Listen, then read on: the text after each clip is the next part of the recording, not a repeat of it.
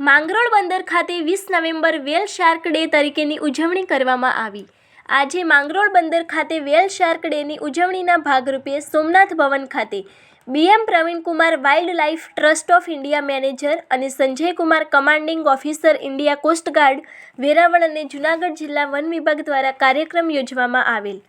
દરિયાઈ જીવને બચાવવાનો દુનિયાનો સૌથી પહેલો પ્રોજેક્ટ સફળ રહ્યો છે।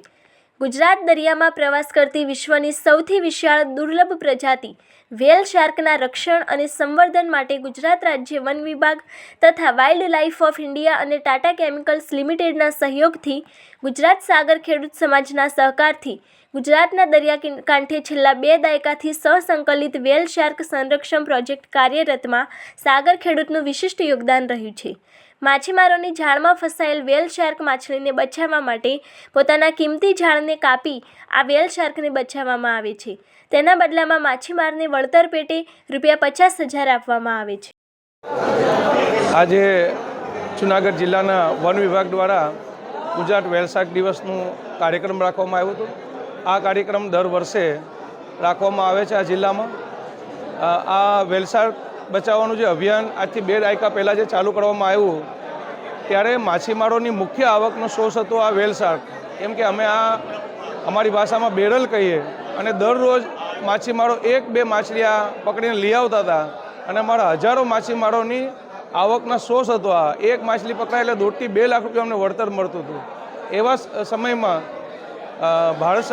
ગુજરાત સરકાર અને ભારત સરકારના વન વિભાગ દ્વારા માછીમારોને આ માછલી ન મારવા માટે અપીલ કરવામાં આવી, સૂચનાઓ કરવામાં આવી અને એ લોકોને આ વન વિભાગ દ્વારા આ માછલી આપણા દરિયાની શોભા છે અને રાષ્ટ્રીય પ્રાણી છે અને મોરારી બાપુએ 2004માં એવું કીધું કે આ જે વેલ માછલી છે જે સૌરાષ્ટ્રના દરિયામાં દૂર દૂરથી આવે છે અને આપણા ઘરની એક દીકરી તરીકે મહેમાન થાય છે એને ન મારવું જોઈએ।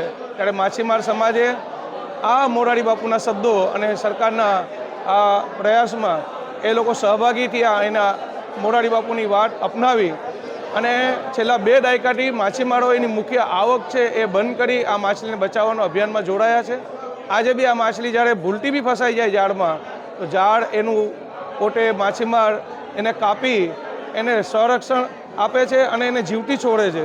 એની સામે વન વિભાગ બી ક્યાંક ને ક્યાંક આ માછીમારોને પ્રોત્સાહન આપે છે, પણ માછીમારોનું સૌથી મોટું યોગદાન ગણી શકાય કેમ કે આ માછલી લાખો રૂપિયાની એક માછલી થતી હોય એવી અનેક માછલી દરરોજ ફસાય છે અને માછીમારો એને છોડી દે છે। આજે ગુજરાત વેલ શાર્ક દિવસ 2025ની ઉજવણી કરવામાં આવી। આમાં ગુજરાત વન વિભાગ, કોસ્ટગાર્ડના પ્રતિનિધિ, ટાટા કેમિકલ્સ પ્રતિનિધિ, WTIના પ્રતિનિધિ તથા સાગર ખેડૂત સમાજના પ્રતિનિધિ આમાં હાજર રહ્યા તથા જો છેલ્લા 2 દાયકામાં સંયુક્ત અભિયાન દ્વારા કુલ 1000 વેલ શાર્કનું અમારા દ્વારા રેસ્ક્યુ કરવામાં આવ્યું છે અને 1,26,00,000 જેટલો વળતર પણ સાગર ખેડૂતોને આપવામાં આવ્યું છે। તો આજેના આ વેલ શાર્ક દિવસની ઉજવણીના ભાગરૂપે તમામ સાગર ખેડૂતોને બિરદાવવામાં આવ્યો અને એ લોકો દ્વારા સંકલ્પ લેવામાં આવ્યું કે એ આ અભિયાનને સતત ચાલુ રાખશે તથા આની જો દીકરી વેલ શાર્ક છે આનું સંરક્ષણ કરતા રહેશે।